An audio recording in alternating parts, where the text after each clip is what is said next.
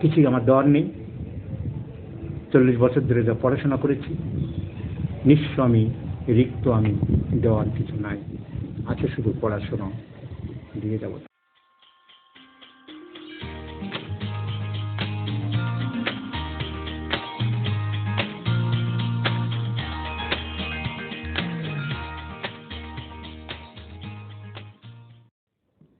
Cancer of the oesophagus, খাদ্য গিলতে অসুবিধা,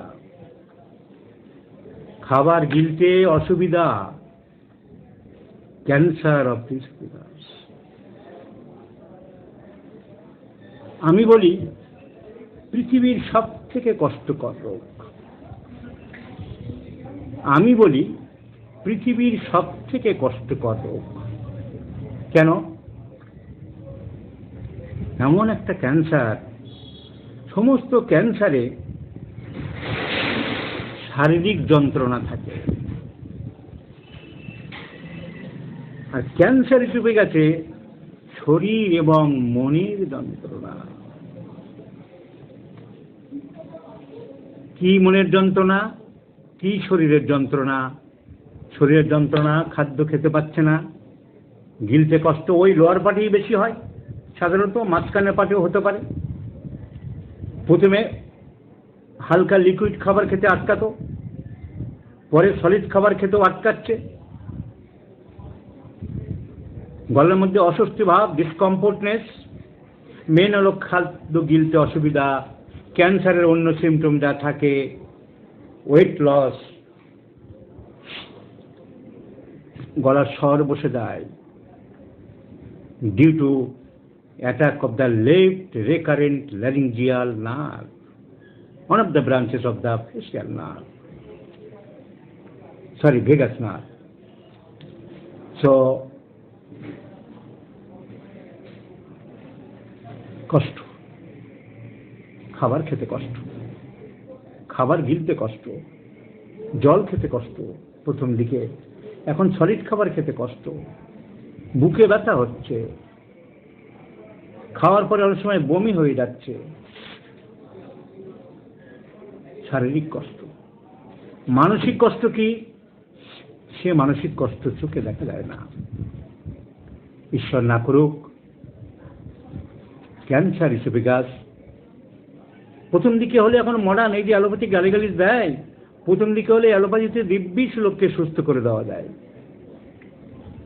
কিন্তু অনেক হোমিওপ্যাথি ডাক্তার কাছে পড়ে থেকে তারা শেষ করে দিচ্ছে। অনেকে চিকিৎসা করছে না, অনেকে কলকাতার ব্যানার্জি কোম্পানিদের কাছে যাচ্ছে, অনেকে ছবিতে মায়াজম দেখে মায়াজমেটিক ওষুধ দিচ্ছে। সুস্থ মানুষটাকে, বাঁচার আশাটাকে শেষ করে দিচ্ছে। কারণ প্রথম দিকে হলে সার্জারি বা রেডিয়াম থেরাপি দিয়ে তাকে সম্ভব বাঁচানো। যদিও একবার ক্যান্সার ইসোফেগাস হলে খুব বেশি 2 বছর 5 বছরের বেশি খুব বেশি বাঁচানো যায় না। মানসিক কষ্ট কি? একটা লোকের সব থেকে প্রিয় ব্যাপার হচ্ছে খাবার খাওয়া। যে খাবারটা বেশি পছন্দ করি, কেউ মাংস পছন্দ করে, কেউ মাছের ভ্যারাইটিস কই মাছ পছন্দ করে, কেউ খাসির মাংস পছন্দ করে, কেউ শোল মাছ পছন্দ করে। তো যখন এরকম রোগ হয়েছে আর ডাক্তারবাবুরা বলে দিচ্ছে পরীক্ষা নিরীক্ষা দেখে তোমার বাবার ক্যান্সার ইসোফেগাস হয়েছে গো, খুব খারাপ কেস,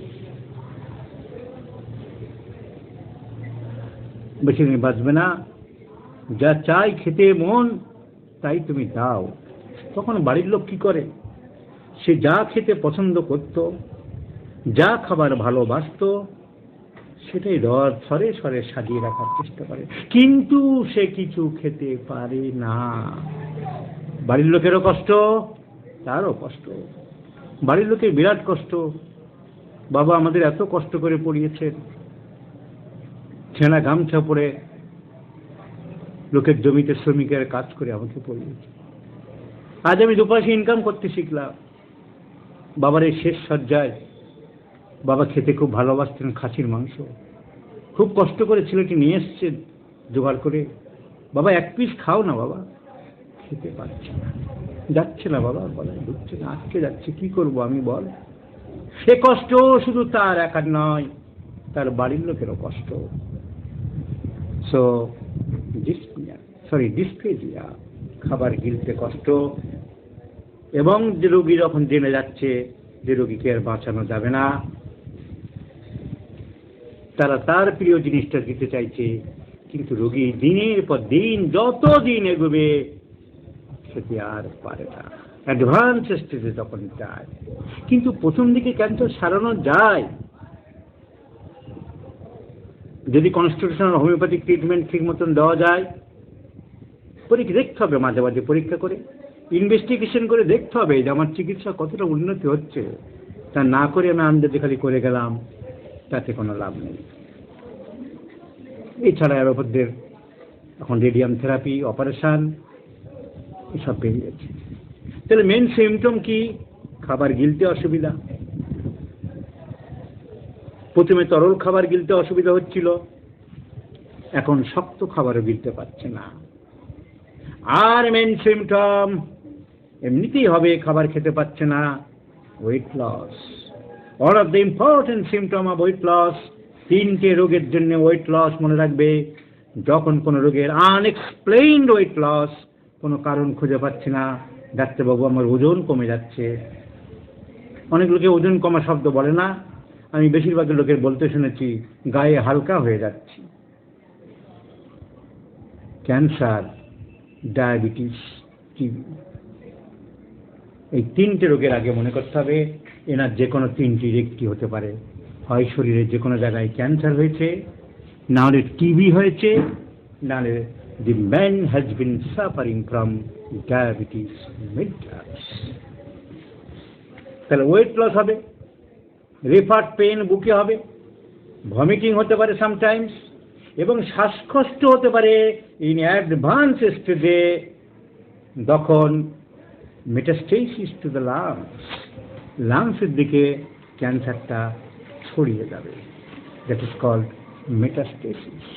এরকম সিমটম পেলে আমাদের সঙ্গে সঙ্গে পরীক্ষা করতে হবে gastro intestinal endoscopy with biopsy. এখন একটা সুবিধা আছে, গ্যাস্ট্রো ইন্টেস্টিনাল যে এন্ডোস্কোপি করে পাইপ ঢুকিয়ে, ওতে ক্যামেরা থাকে, চাকুও থাকে, ওতে সঙ্গে সঙ্গে চাকু দিয়ে পিস বের করে এনে বায়োপসি করা যায়। কিন্তু বায়োপসি যেমন ভালো তেমনি খারাপ। একবার যে কোনো জায়গায় বায়োপসি করলে আমি দেখেছি নিজের অভিজ্ঞতায়, চচ্চর করে ক্যান্সারটা বেড়ে যায়। কারণ এটা ডিস্টার্ব হয়েছে, রাগানো হয়েছে, ঘা দেওয়া হয়েছে, আঘাত করা হয়েছে। So gastroendoscopy with biopsy. Management, ওই খাবার সেমি সলিড ফুড, হালকা খাবার ভালো করে মিশিয়ে, ডাল দিয়ে চটকিয়ে, টিফিনের সময় সুজি বা পাউরুটি গুলে এই সমস্ত করে খেতে দিতে হবে, যাতে কিনা তার ওই টিউমারের জায়গায়, ঘায়ের জায়গায়, আলসারের জায়গায়, ক্যান্সারের জায়গায়। ক্যান্সার মানে কি? ক্যান্সার মানে হয় জায়গাটা ঘা আছে, হয় জায়গাটা টিউমার আছে, টিউমারের মধ্যে ঘা হয়েছে, প্রচলন হয়েছে, জায়গাটা গ্যাংগ্রিন হয়েছে, খারাপ হয়েছে মোট কথা জায়গাটা, ওই জায়গাটা সুস্থ নেই, that is cancer. So semi-solid food should be given. Homeopathic treatment according to symptom similarity in the first stage. Allopathy ডাক্তারদের কাছে পাঠালে, আমি যখন অনেক কেস ধরা পড়লেই এশিয়ান গ্যাস্ট্রো এন্টারোলজি হায়দ্রাবাদে পাঠিয়ে দিই। A very good center for all kinds of liver, pancreas, esophagus, gastrointestinal, colon cancer, তাদের চিকিৎসা খুব উন্নত। এবং মডার্ন মেডিসিন কোথায় চলে গেছে, কতভাবে রোগীকে সাহায্য করে, বাঁচিয়ে রাখে, অনেকের ধারণা নেই। হ্যানিম্যান সে যুগের অ্যালোপ্যাথিদের সমালোচনা করেছে, অ্যালোপ্যাথি বলতে শব্দ ওনারই দেওয়া, সে যুগের ব্রুটাল চিকিৎসার সমালোচনা করেছে। তার মানে কি আজকে চিকিৎসা জগৎ আর চিকিৎসা কোথায় চলে গেছে? তো সার্জিক্যাল ট্রিটমেন্ট করে অনেক সময়, যদি আপার এবং মিডল পার্ট, উপরের দিকে এবং মাঝখানে ক্যান্সার হয়, তাহলে অপারেশন করা লাগে না, শুধু রেডিয়াম থেরাপি দিয়ে ছেড়ে দেয়। আগে জায়গাটা দেখে কোন জায়গাটায় হয়েছে, যদি ইসোফেগাসের উপরের দিকে বা মাঝখানে হয়েছে, তাহলে রেডিয়াম থেরাপি দিয়ে লোকটাকে ক্যান্সার থেকে। যদি নিচের পাটে হয় তাহলে বাড়াবাড়ি হয়,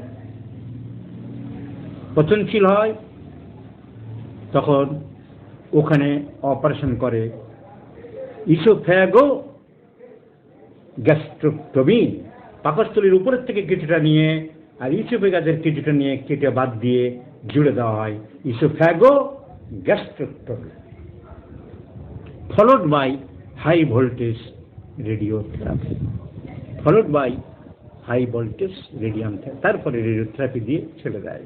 তারপরে তুমি হোমিওপ্যাথি চিকিৎসা করতে পারো। আমি বলতে পারি যে আপনি অ্যালোপ্যাথি ডাক্তারকে দেখান, সার্জনকে, ওরা রে দেওয়ার যা দিক, তারপরে আপনি আসবেন। রে মানে কি? আটকে দেওয়া, প্রসেসটা আটকে দেওয়া। আর রে দেওয়ার পরে আমি সাধারণত কি করি, রেডিয়াম ব্রোমেটাম 30 2 বা 4টে ডোজ দিই। রেডিয়ামের যদি কোনো সাইড এফেক্ট থাকে, রেডিয়ামের যদি কোনো ব্যাড এফেক্ট থাকে, তাহলে ডাইনামিক রেডিয়াম দিলে তা কভার করে। তাই আমি ব্যক্তিগতভাবে কমন সেন্স থেকে অ্যাপ্লাই করি যে এনি রেডিয়াম থেরাপি, ইউটেরাসে হোক, ইসোফেগাসে হোক, পাকস্থলীতে হোক, any radium therapy followed by homeopathic radium bromatum 30 few doses to discard the bad effects. এই ইসোফেগাসে নানান রকম সমস্যা হলে আমরা রেপার্টরিতে কোথায় দেখব? ওই যে বলেছিলাম ইন্টারনাল থ্রোট, আমি এবার রেপার্টরি কয়েকটা রুব্রিক দেখিয়ে দিই। চলে যাও থ্রোট, শুধু থ্রোট মানে ইন্টারনাল থ্রোট।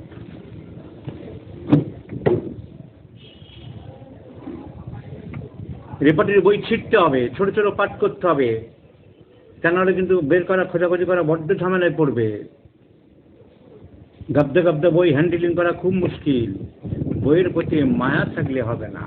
আমি যেমন চটপট বের করতে পারি কেন। থ্রোট, থ্রোটে ইসোফেগাসে কী কী পাবো আমি হেডিং দেখব। হেডিংয়ে এখানে আছে ফ্যারিংস, টনসিল, ইভিউলা, ইসোফেগাস। ইন্টারনাল থ্রোটের মধ্যে আছে ফ্যারিংস, টনসিলস, ইভিউলা, ইসোফেগাস। তাহলে আমি দেখবো সিমটমগুলো দেখি। চোকিং, চোকিং তো ইসোফেগাসে হতে পারে। ইসোফেগাসটা চোখে যাচ্ছে, যে জায়গা দেখায় ডাক্তারবাবু খাদ্য নালীর ভিতরে না কেমন যেন আটকে যাচ্ছে, ওই রকম হতে পারে। পেজ নাম্বার 449, রুব্রিক চোকিং, তারপরে দেখো heading oesophagus. One of the important drug is cactus grandiflorus, এগ্রেসিয়া, ক্যালিকার, মার্কর. Some important drugs are choking of the esophagus, coldness sensation of the esophagus. রোগী তো ইসোফেগাস বলবে না, এরকম দেখতে ওই খাবার যখন যায় না খাদ্যনালীতে মনে হয় ঠান্ডা, কিরকম গরম খাবার খাচ্ছি তাও কিরকম ঠান্ডা লাগে, এরকম পিকিউলার সেন্সেশন যদি পাই। 449 পেতে লাস্টের দিকে কোল্ডনেস, মাঝামাঝি দেখো কোল্ডনেস সেন্সেশন, হেডিং ইসোফেগাস।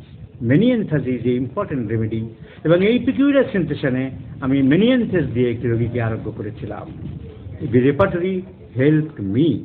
আর সব থেকে ভাবলে অবাক হবে, রেপার্টরি আমাকে কেউ শেখায়নি। কারণ আমাদের ডিএমএস যখন পড়তাম তখন কোনো রেপার্টরি কোর্স ছিল না, আমি নিজে রেপার্টরি শিখেছি।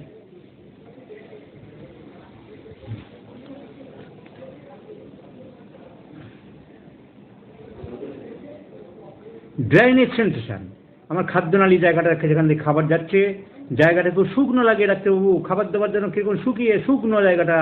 ড্রাইনেজ সেন্সেশন পেজ নম্বর 450 আরম্ভ হয়েছে, ইসোফেগাস 451 পাতায় লেখেছিস।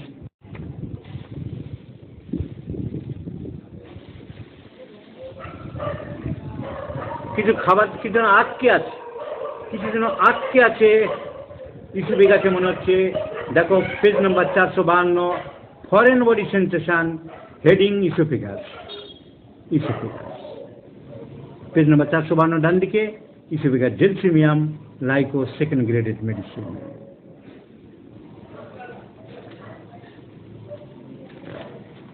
হিট সেন্সেশন ইসোফেগাস খুব একটা ইম্পর্টেন্ট নেই। ইনফ্লামেশন ইসোফেগাস তুমি তো বুঝতে পারছো না, এই রুব্রিকের কোনো দাম নেই।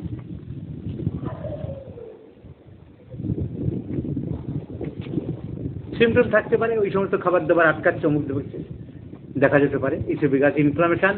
Arsenic, gelsemium, phosphorus, rhus tox. Lump sensation in oesophagus, page number 454। Lump sensation আরম্ভ হয়েছে পার্টিকুলারলি ইসোফেগাস, 455 পেজের বাম দিকে। Oesophagus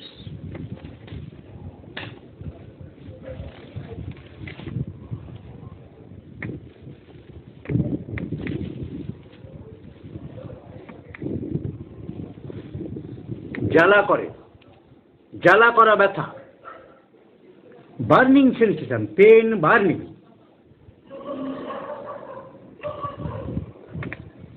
chapter oesophagus, page number 461। দেখো পেন, উপরের দিকে দেখো পেন, বার্নিং, ইসোফেগাস। আমার জ্বলে যাচ্ছে ডাক্তারবাবু, খাদ্যনালী জ্বালা করছে, mercurius, sanguinaria canadensis. Another important medicine এখানে নেই, দেখো আইরিস ভাস।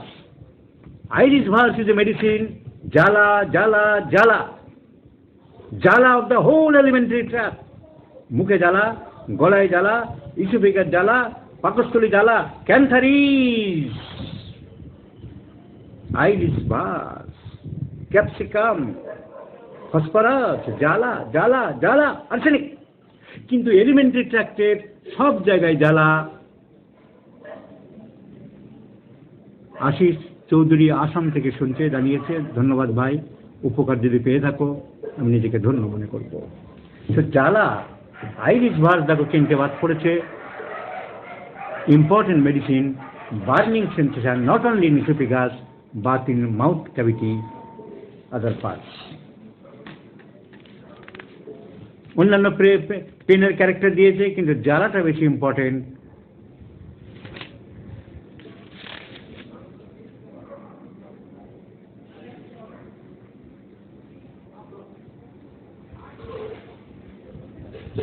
ইসোফেগাসে যখন কাজ করছে না, খাবার নামছে না, অন্য রুব্রিকের সাথে আমরা নিতে পারি প্যারালিসিস, পেজ নম্বর 465।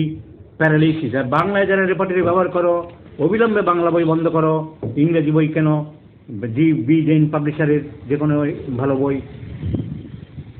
ইংরেজিতে রেপার্টরি দেখা খুব সোজা, চট করে বের করতে পারবে, এবং আমি শিখিয়ে দেবো। বাংলা বইয়ে ভেরি কঠিন বের করা। So paralysis of the oesophagus, arsenic is a very important drug.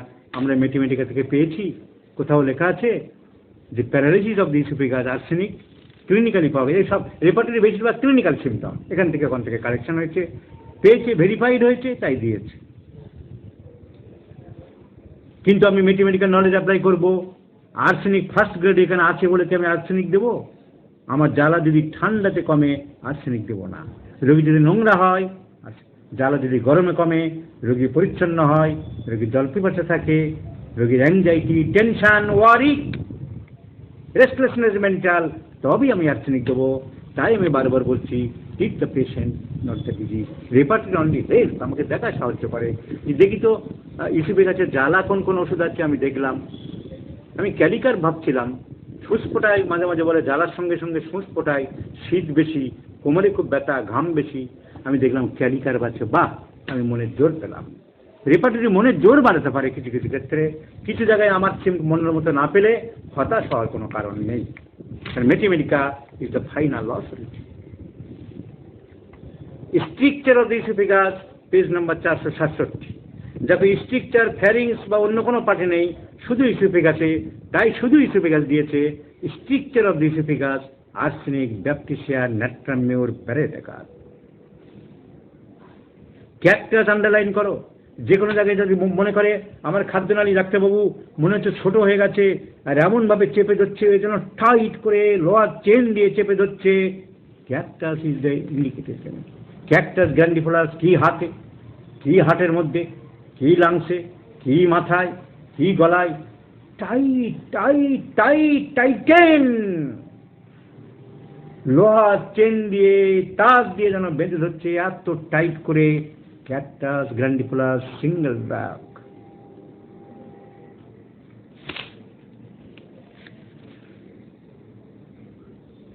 Swallowing difficult, খাবার দাবার গিলতে অসুবিধা, 467 নম্বর পেজে।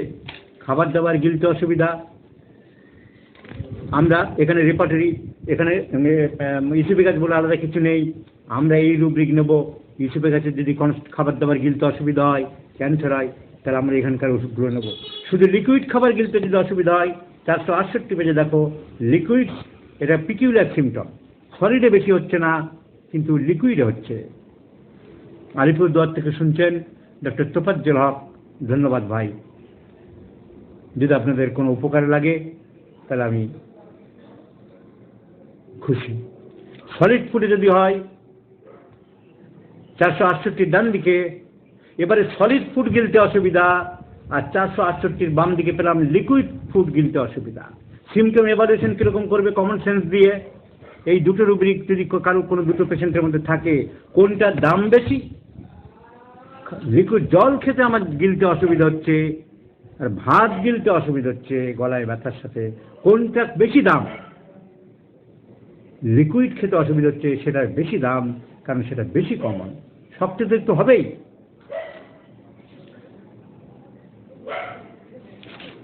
So these are the important symptoms of repertorial based of esophagus. তাহলে আজকে আমরা ফ্যারিংস এবং ইসোফেগাস পড়লাম। পাকস্থলী করার ইচ্ছা ছিল, অনেক রাত হয়ে গেছে, আরও পড়াতে পারতাম, কিন্তু সারা দিন রাত, সকাল থেকে রাত পর্যন্ত, আবার পুরো 11টা পর্যন্ত বাড়ির বাইরে থাকলে কতটুকু পাওয়ার আছে? কেন রাত দিন আমরা অর্গানন করবো? কেন একটা কলেজের মাস্টাররা অর্গানন করে মাথা খারাপ করে দেবে? কেন অর্গাননের পরীক্ষা নিয়ে ছেলেদের এত ভয়, আতঙ্ক, প্যানিক করানো হবে? ফাজলামি হচ্ছে, ছেলে খেলা হচ্ছে। অর্গান থেকে যেটুকু নেওয়ার, হ্যানিম্যান যেটুকু বলেছে, যেটুকু প্র্যাকটিক্যাল, সেটুকু আমরা নেব। আমি অর্গানের উপর একটা টপিকের মধ্যে খুব তাড়াতাড়ি করব, সেটা আমি উৎসর্গ করব আমার গুরু ডক্টর এসপি দের জন্ম 23শে জুন চলে গেল। আমরা 23শে জুন ওনার বাড়িতে যেতাম, উনি মিষ্টি খাওয়াতেন, আমরা প্রিয় ছাত্ররা তার জন্মদিন পালন করতাম। নীরবে নিঃশব্দে পেরিয়ে গেল 23শে জুন। আমি ফেসবুকে একটা পোস্ট দেবো বলেছিলাম, কিন্তু দেবো করে আর হয়ে উঠল না, সেজন্য আমি অনেকটা দোষী মনে করি। কিন্তু দুঃখ লাগে, তার ছেলে, তার জামাই, তার মেয়ে জামাই দুজনেই ডিএমএস ডাক্তার।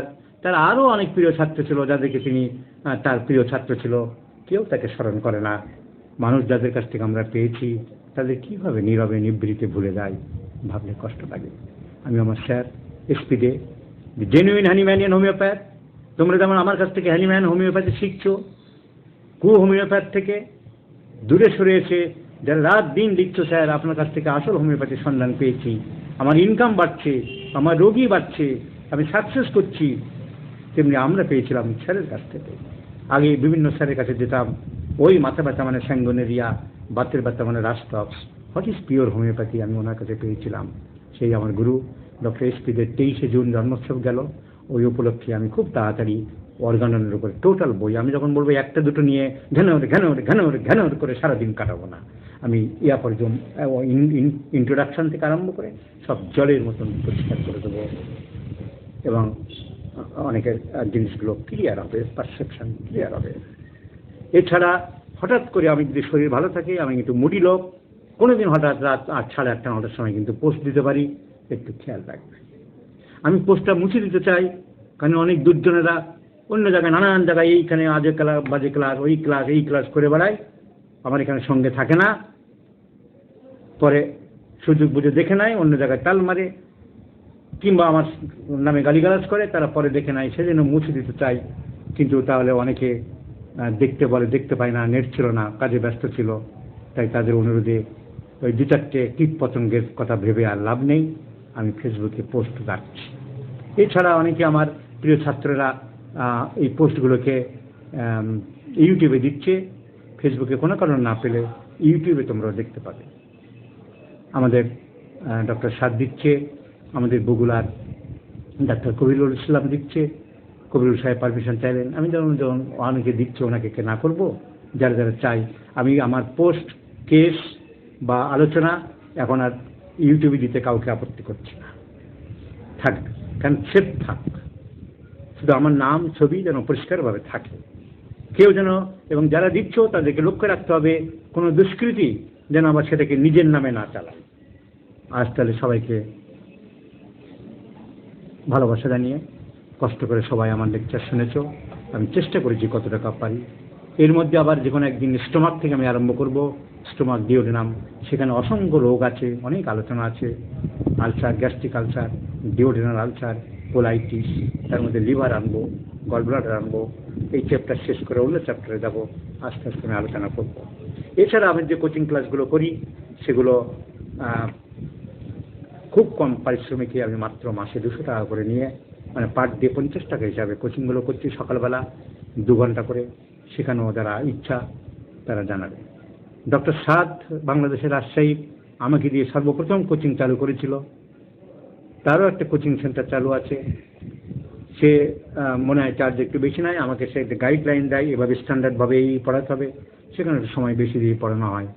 এছাড়া ডক্টর সাদ, তাকে নাকি অনেকে রিকোয়েস্ট করেছে যে স্যারের কাছে আরও পড়বো, যারা এতদিন পড়েছিল তারা আরও অ্যাডভান্স পড়তে চায়, আরও ডিটেল সুন্দর করে, যেমন একটা ওষুধ আরও ডিটেল জানা, আরও রেপার্ট। কিছুই আমার দেওয়ার নেই। 40 বছর ধরে যা পড়াশোনা করেছি, নিঃস্ব আমি, রিক্ত আমি, দেওয়ার কিছু নাই, আছে শুধু পড়াশোনা, দিয়ে যাবো তাই। Good night.